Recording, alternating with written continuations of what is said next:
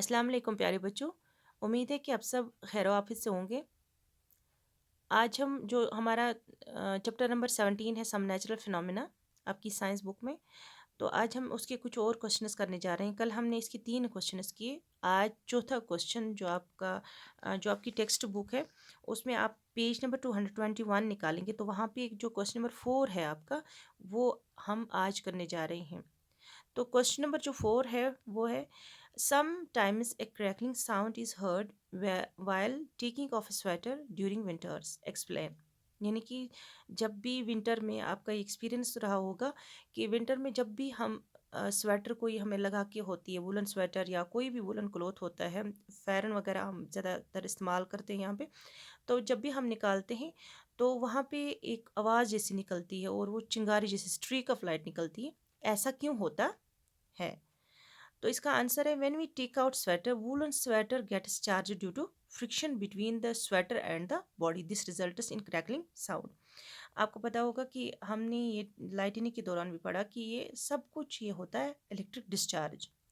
यानी कि जो चार्जेस होती हैं जब फ्रिक्शन होता है तो एक्यूमुलेशन अपोजिट चार्जेस एक्वायर्ड होती हैं, क्योंकि जो बॉडीज़ दो बॉडीज़ के दरमियान जब फ्रिक्शन होता है तो एक को पॉजिटिव और दूसरे को नेगेटिव, जब ये एक दूसरे के साथ अलग हो रही हैं तो वहाँ पे क्या होता है, स्ट्रीक ऑफ लाइट निकलती है और उसके साथ वो क्रैकलिंग साउंड आ जाता है। जिस तरह से लाइटनिंग में होता है कि जब भी बादल आ जाते हैं तो वहाँ पे जो एटमॉस्फेयर में चार्जेस होते हैं पॉजिटिव नेगेटिव, तो पॉजिटिव चार्जेस जो होते हैं वो क्लाउड्स के ऊपर आ जाती हैं और नेगेटिव चार्जेस नीचे, तो ग्राउंड में भी पॉजिटिव चार्जेस होता है आ जाती हैं।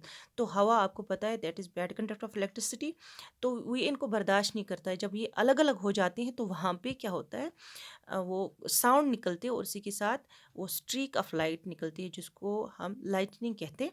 इसी तरह से हमारी बॉडी जो है, जो वुलन क्लॉथ होता है, जब जब भी हम निकालते हैं तो इनके दरमियान जो होता है फ्रिक्शन होता है। जो ही हम इनको निकाल जो ही हम अपनी बॉडी से इसको अलग करते हैं तो वहाँ पे क्या होता है, चार्जेस अलग अलग हो जाती हैं। तो इसी के दौरान जो होता है वो इलेक्ट्रिक डिस्चार्ज होता है।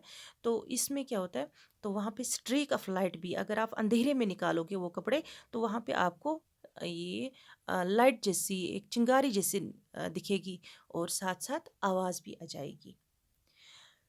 क्वेश्चन नंबर 5 है हमारा, explain why charger body loses its charge when we touch it with our hand. बोलते हैं कि जब चार्जेस होते हैं, जब कोई भी बॉडी कोई भी चीज़ जब चार्जर होता है, जब हम उसको हाथ लगाते हैं तो वो अपनी चार्जेस वो उसमें ख़त्म हो जाती हैं, लूज़ हो जाती हैं। ऐसा क्यों होता है?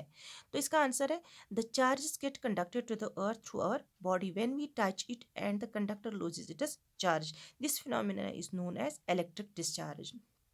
जैसे कि हमने कल भी पढ़ा है कि जो लाइटनिंग कंडक्टर होता है, जब हम किसी इमारत में लाइटनिंग कंडक्टर लगाते हैं तो वो एक बचाव का काम करते हैं। जब भी लाइटनिंग होती है तो वहाँ पे अगर किसी इमारत को खतरा होता है, कोई ऊंची इमारत है, तो वहाँ पे जो लाइटनिंग कंडक्टर होता है तो लाइटनिंग डायरेक्टली कहाँ पे आ जाती है, वो अर्थ में वो आ जाती हैं, एक्युमुलेट अर्थ करता है इनको। तो इस तरह से हमारी लाइट जो हमारी जो अर्थ हमारा जो बिल्डिंग होती है वो बच जाती है। यहाँ पे भी कि जब भी कि कोई चार्जर बॉडी होती है तब अगर हम उसको हाथ लगाएंगे जो, तो हमारी बॉडी से वो कहाँ वो चार्ज जाता है, वो डायरेक्टली अर्थ में जाता है। तो इस तरह से वो कंडक्टर जो होता है वो उसमें ख़त्म हो जाती है चार्ज, और इसको हम कहते हैं इलेक्ट्रिक डिस्चार्ज। क्वेश्चन नंबर 6 है हमारा, name the scale on which the destructive energy of an earthquake is measured. An earthquake measures 3 on this scale. Would it be recorded by a seismograph? Is it likely to cause much damage? यानी कि जैसे weather का हम जैसे weather का आपने सुना होगा, दिन खबरें में या न्यूज़पेपर्स में प्रिडिक्ट और वहाँ पे बोलते हैं कि कितना रहा आज का वेदर, कितना रहा। इसके लिए भी इंस्ट्रूमेंट्स बनाए गए हैं कि इसी तरह से जो अर्थक्वेक है, जब भी अर्थक्वेक कहीं पे आ जाता है तो उसको मेजरमेंट के लिए इंस्ट्रूमेंट्स बनाए गए हैं कि कितनी इसका मैग्नीट्यूड कितना है, कितना whether it is destructive or not. उसको क्या बोलते हैं जो जिससे हम इसको वो आला, उसका नाम क्या है? अगर मिसाल के तौर पर उस आला पे उस इंस्ट्रूमेंट पे 3 होगा, उस स्केल पे 3 होगा, क्या वो ये डिस्ट्रक्टिव माना जाएगा या नहीं? Would it be recorded by seismograph? जो वो जो आला होता है, जो साइज्मोग्राफ है, क्या वो रिकॉर्ड ये as a destructive measure, as a destructive मानेंगे या नहीं?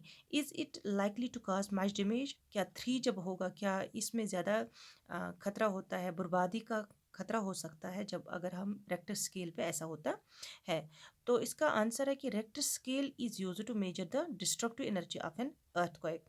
जो जहाँ पे जब भी अर्थक्वेक आ जाता है तब हम किस स्केल से, उस स्केल का नाम है जहाँ पे हम इसको मापते हैं कि किस इतना मैग्नीट्यूड, इसका मैग्नीट्यूड, इस जलजिले का मैग्नीट्यूड कितना है, तो उसको हम बोलते हैं Richter scale. The scale has a reading from 1 to 10। तो उस पे, उस स्केल पे कितनी रीडिंग होती है? 1 to 10। An earthquake measuring 3 would be recorded by seismograph. An earthquake measuring 3 would be recorded by seismograph. यानी कि 1 to 2 वो मेजर नहीं कर पाएगा रेक्टर स्केल पे अगर कहीं पे, यानी कि वो इग्नोर हो सकता है, वो ऐसे भी महसूस नहीं हो सकता है। अगर 3 होगा तो इसका मतलब है कि रेक्टर स्केल पे उसका मेजरमेंट आ जाएगा, यानी कि 3 से कम होगा तो वो वहाँ पे नहीं आएगा। ये कि N earthquake measuring 3 would be recorded by a seismograph. The magnitude of scale 3 would not cause much damage.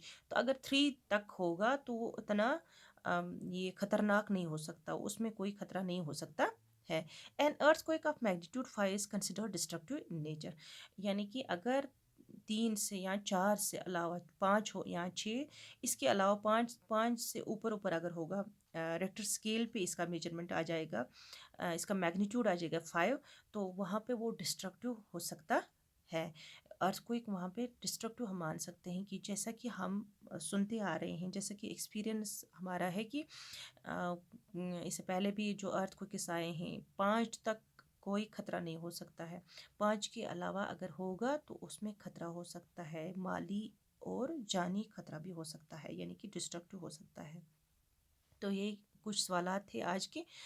Number 4, number 5 and number 6 हमने किए। तो इसके आगे कल इंशाल्लाह हम करेंगे। Thank you.